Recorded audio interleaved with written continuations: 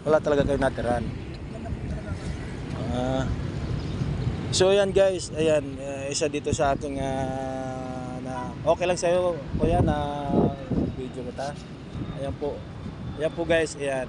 Isa po yan sila dito sa mga nakatira po dito yung sa dinaanan ko kanina. Ayan po sila po yan dyan nakatira. Ayan. Ilang taon na kayo dyan nakatira kuya? Oo, matagal-tagal na. So galing sila doon. Siyempre nga dahil nga bawal. At siyempre din naman natin masisisi din sila dahil siyempre sa hirap ng buhay ngayon hindi naman talaga kung titira ka naman dito sa ibabaw may bayad, may upa. Kung wala kang sariling lupa, talagang magbabayad ka ng upa. Sila nangangalakal lang sila rito. Ayan. So ayan, ito po sila, isa po sila sa nagpapatunay. Kaya po sa ating mga kababayan diyan na saan man tayo, sino man makakapanood tong ating video, sana inihiling ko lamang po kahit sa maliit na bagay lamang po na pagtulong natin sa kanila. Matulungan lamang po natin sila sa kanilang pang araw-araw. Kaya hindi naman halos araw-araw yung mga ilang araw na makakaraos sila, makakapagpahinga sila sa pangangalakal, isang malaking bagay na po yan. Ayan po si Kuya, isa po yung nakatira dito sa baba. Po yung kanyang mga kasama. Si Kuya, yung sinananay, kasama niyo pa rin yan? Wala rin po matira. Titirahan nila po nila yan po. Sige Kuya, tingnan ko muna si nanay. Hayaan nyo, malay natin na makita to ng mga kababayan natin na may mabubuting puso, no? Ayan, babalikan ko kayo balang araw, maghintay, babalikan ko kayo, no? Po. Ayan po, isa po yan na nakatira po dito sa ilalim ng tulay. So matagal na talaga silang walang matirahan. So ayan po si nanay, ayan po si nanay, wala po silang matirahan. At ito po sila.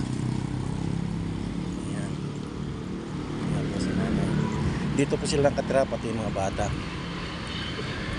Hello po nanay, magandang umaga po. Opo, kumusta? Sana po, kumusta na po? Matagal na po kayo dyan nanay? Tagal na, sinira yung mga bahay namin ng mga ano dyan, kapitan. Saan po kayo dati nanay? Okay lang po kayo nanay, makausap lang ng konti. Yan lang sa ano yan, sa mga palap. May mga bahay kami ngayon. So ngayon po wala na po kayo, ayan po yung bata. Ayan, baka po, napakadelikado po ng mga bata. Pero hinahawakan po siya ng kanyang nanay kahit kanyang nanay natutulog. So pag isang pagkakamali lamang po, ay diretso na po siya dito, yung bata, diretso po doon sa pinakababa. Pero ayan mo, nayakap-yakap po siya ng kanyang nanay. Ito po sila nanay, talagang nakakaawa po kanilang kalagayan. Sinira yung mga ano namin, yan may binibigay sabi ng... Saan po kayo dati nakatira nanay? Yan sa kapila, binanggal kami dyan lang.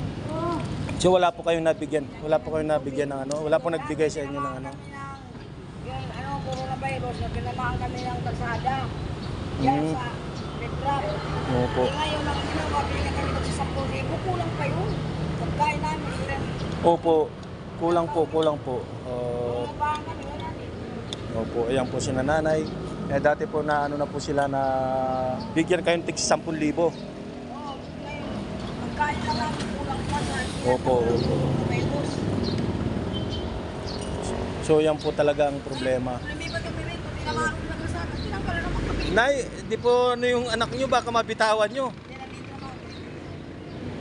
So po kawawa po sila. Sila po ang anak buhay po na rito ay nangangalakal lamang po sila. Po si nanay, oh. Nanay, kumusta po? Saan po kayo natutulog? Dito rin. Oh, tingnan niyo po. Tingnan niyo po mga sir, mga mamo sa ating mga kababayan diyan. Oh, tingnan niyo po yung kanilang tinutulugan, oh. Ayan po. Gilid na po ito ng tulay sa ilalim. Sa ilalim ng tulay sa highway po ito sa daanan. Oo. So, kunting lamang po doon, kunting usod lamang po nila sigurado ang taas ng gugulungan nila doon. Kaya naman po yung baby, oh, kawawa yung baby, oh. Sana kayo naman mga sa amin. Po. Ayan, sige po nanay, manawagan po tayo. Pwede naman po tayo manawagan habang i-upload ko po. Okay lang po sa inyo nanay na i-upload ko po ito para makita po ito ng ating mga kababayan ang inyong pangangailangan. Kung okay lang po i-upload natin to. Ayan. Sige po nanay, pwede ko yung manawagan. Ano po yung masasabi mo po nanay? Malay natin. May makatulong po. Kahit yung pang-araw-araw nyo man lang kung pangangailangan, siyempre hindi naman po habang buhay na araw-araw. No? Basta yung kung ano lang po makakaya ng ating mga kababayan, mga kaibigan na pwedeng maibigay sa inyong tulong. Kung pagkaalam ko lang ngayong bahay ni studio ni Rapid nun po, yung gusto namin malapitan. Opo. Dahil hindi talaga kami natulong sa kanya dahil sa kahirap ng buhay namin, palipat-lipat kami dito sa mga kung saan kami binabawal kami rito. Sa ilalim. Nandito naman kami sa karsada, sa gilid ng karsada, binabawal din kami dahil bawal magpa-parking. Opo. Ay, marami kami dito. Yan pa sa kabila. Dati po, meron pong nakatira pa yan dyan sa ibabaw eh. Nakatira doon po, nung hindi pa ginawa yung karsada. Nilalarang kami tag 10,000. Siyempre, mangungupahan ka. So, yung sa simula nung 2019, hanggang ngayon, wala kami bahay na... Pero po tatay, saan po kayo dati nakatira?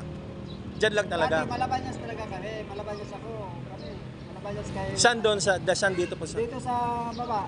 Sa baba, dito sa Oo. may pinaka... Tapos ngayon, pumutok yung pinatobo, nagpaalam ako sa DIS na kung pwede tumira sa ilang ng tulay, sinayagan ako ng DIS. Ngayon, siyempre sa kahirap ng buhay ng mga tao, walang mga bahay, wala silang mga bahay, siyempre nakikiusap sa akin dahil ako muna sa ilang ng tulay. Tinigyan ko sila na matutulungan din. Nakakuha ko rin na may mga anak. May mga anak mo, maliliit pa. Siyempre, naawa ka sa mga bata. So bali po kayong kauna-unahan talaga na Oo, ano din yan sa dyan? ilang ng tulay. Yung hindi pa ginagawa, yung Tumira ako dyan po, 2019-2000. Tumira ako dyan sa ilalim ng tulay. Akyat kayo, ilising tayo. Ngayon, ang ginawa ko po, siyempre, Kayo. sa kahirap nga ng buhay, naging kulang ako dyan, naging team leader ako sa barangay. Siyempre, Ay, bakit yung kanahin? yung gusto ng mga tao noon na ayaw nga magpatira ng maraming tao. Ngayon, sabi ko naman, bakit ayaw natin patitirahan yung mga tao kung magparestro dito sa Malabanyas. Malabanyas? Pwede naman yan, sabi ko. Ayaw pa nyo na makakatulong tayo sa mga gobyerno o mga ano. Ngayon yung ginawa na yung karsada, hindi kami binigyan ng hindi kami binigyan ng malilipatan man lang kahit na barong-barong lang na permanente. Yun ang ginawa, binayaran kami tag 10,000. Ano yung 10,000 pag umupa ka ng bahay? Mabuti kung may bahay na murahin lang. Dapat talaga bahay, Dapat lupa bahay talaga. ang binigay nila sa akin. Lupa. Kahit rights lang. Kahit rights lang, bahala na yung gagawa na Sila nilang mag-design. kahoy na ano. Eh, dito, binawal kami noon. Nagtayo kami dyan sa gilid. Alam mo kung anong ginagawa ng taga-sentro.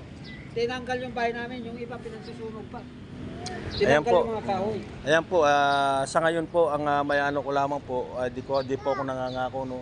Pero sana po ito pag okay lang po sa inyo ha, na-upload po natin to ha.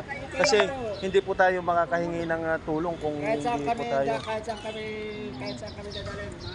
Kahit ako lang ang harap sa kanila kung Kahit- saan kulang. Kahit yung hindi man natin maibigay siyempre yung mas malaking ano po 'yun no, yung ano natin yung talagang matitirahan. Pero yung mabigyan man lang man po tayo ng makaraos lang tayo ng kahit mga ilang araw man lang na ano may tutulong ng ating mga kabayan. Sana po. Malaki ang pasalamat Kasi dati po nakadana rin po ako dito. Tiningnan ko yung bata nangangalakal din. Kinausap ko rin po noon. So mayroon pang mga ating ibang mga kababayan sa ibang bansa na gusto pong makapagbigay ng konting tulong o yung makakain man lang ninyo pa sa kahit mga pang ilang araw man lang. O sana madagdagan pa yon. Sa ganun talagang ilan po kayo dito ng pamilya? Marami kami dito.